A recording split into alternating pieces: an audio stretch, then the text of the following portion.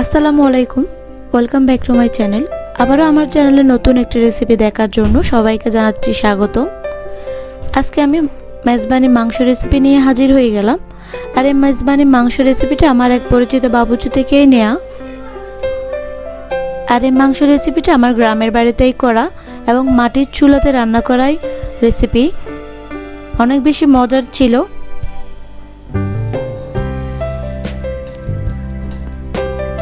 এই জন্য আমি এখানে 20 কেজি মাংস ধুয়ে পরিষ্কার করে নিয়ে নিলাম। আর এই মাংসের মধ্যে কিন্তু সব ধরনের মাংস, কলিজা, ফেসা, নরম হাড় সব ধরনের মাংসই রাখা হয়েছে। সাদা তেল দিয়ে দিলাম 300 গ্রাম, স্বাদ মতো লবণ, সরিষার তেল দিয়ে দিব 700 গ্রাম।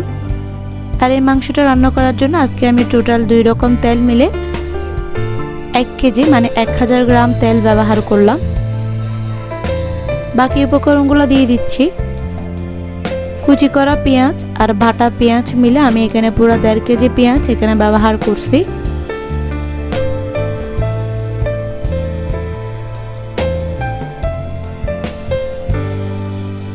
সেই সাথে দিয়ে দিচ্ছি রসুন বাটা 50-60 গ্রাম, 50 থেকে 60 গ্রাম। আদা বাটা দিয়ে দিচ্ছি 70-80 গ্রামের মতো।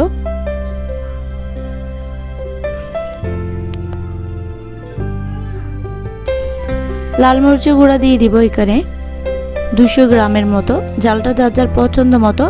সেই সাথে আমি এখানে কিন্তু কাঁচা মরিচটাও ব্যবহার করব, আপনি চাইলে জালটা বাড়ায় আর কমায় নিতে পারেন। 200 গ্রাম লাল মরিচের গুঁড়া দিয়ে দিলাম, হলুদ গুঁড়া দিয়ে দিলাম 60 থেকে 70 গ্রামের মতো, ধনে গুঁড়া দিয়ে দিব 100 গ্রাম, জিরার গুঁড়া দিয়ে দিব 20 থেকে 25 গ্রামের মতো।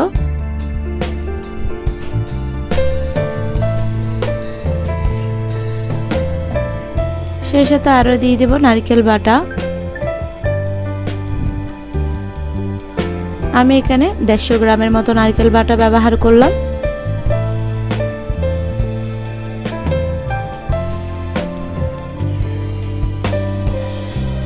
রেডিমেড যে মাংসের মশলাটা পাওয়া যায়, এই রেডিমেড মাংসের মশলাটা ব্যবহার করলাম 10 থেকে 15 গ্রামের মতো। সেই সাথে আমি এখানে আস্ত তেজপাতা দিয়ে দিব 10-12টার মতো।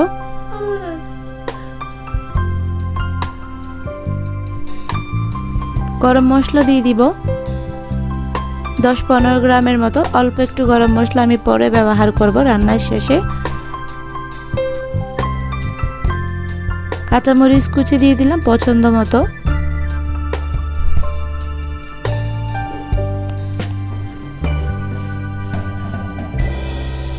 সরষা বাটা দিয়ে দিলাম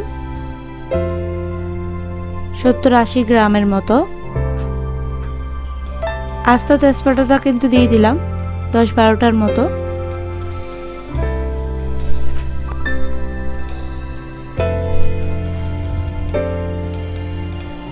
সেই সাথে টমেটো কুচি দিয়ে দিব, 2টা টমেটো কুচি দিয়ে দিব। আমি 2টা টমেটোকে কুচি করে দিয়ে দিলাম।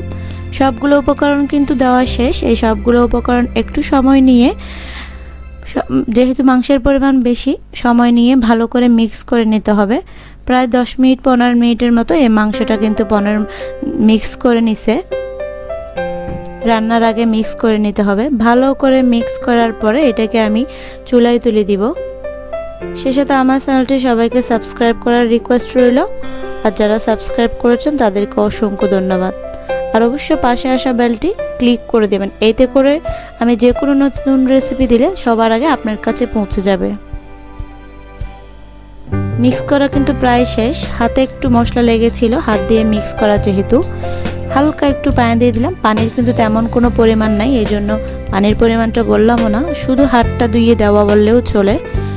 চুলায় তুলে দিলাম। এবং আরও 4টা উপকরণ আছে। এটা হচ্ছে সুগন্ধি পাতা বলে অনেকেই, আবার অনেকে ভাত পাতাও বলে, পোলাও পাতাও বলে।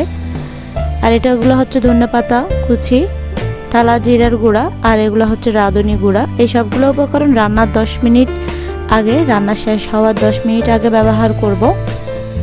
আমি কিন্তু আগেই বলছিলাম আজকের রেসিপিটা কিন্তু মাটির চুলায় রান্না করা। আমি প্রায় 20 থেকে 25 মিনিট পরে দেখাচ্ছি, চুলায় তুলে দেওয়ার 20 থেকে 25 মিনিট পরে। এর মধ্যে কিন্তু 2-3 বার নাড়াচাড়া হয়ে গেছে। পুরো রান্নাটা নাড়াচাড়ার উপর রাখতে হয়েছে যাতে নিচে লেগে না যায়।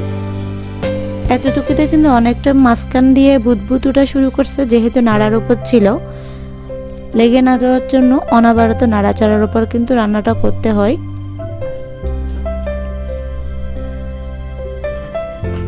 অনবরত এভাবে নাড়াচাড়ার উপর রেখে প্রায় 2 ঘন্টার মতো করে এই রান্নাটা করে নিচ্ছে। এখন এর মধ্যে কিন্তু কোনো রকম পানি ব্যবহার করা হচ্ছে না, মাংস থেকে অনেক পানি বের হয়ে যায়, এতে কিন্তু মাংসটা সিদ্ধ হয়ে যাবে।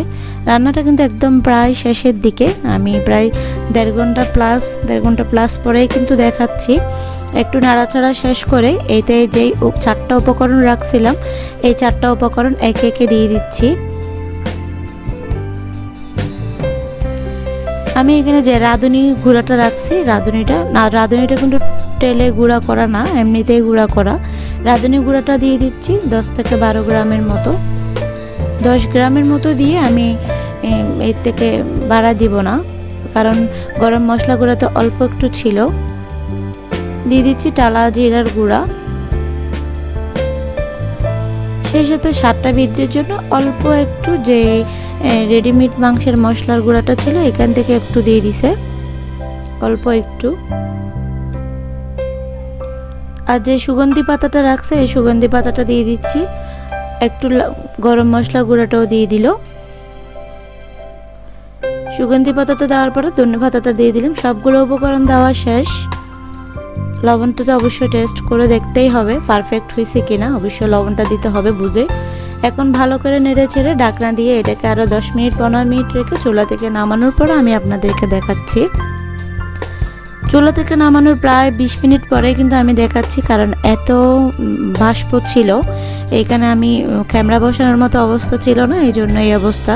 ওই বড় হাঁড়ি থেকে ছোট হাঁড়িতে নেওয়ার পরে এর চেহারাটা কিন্তু এরকমই হয়েছে। রেসিপিটি ভালো লাগলে অবশ্যই লাইক করবেন, সেই সাথে বেশি বেশি করে শেয়ার করেন। সবাই ভালো থাকবেন। আজকের মতো বিদায় নিচ্ছি। আল্লাহ হাফেজ।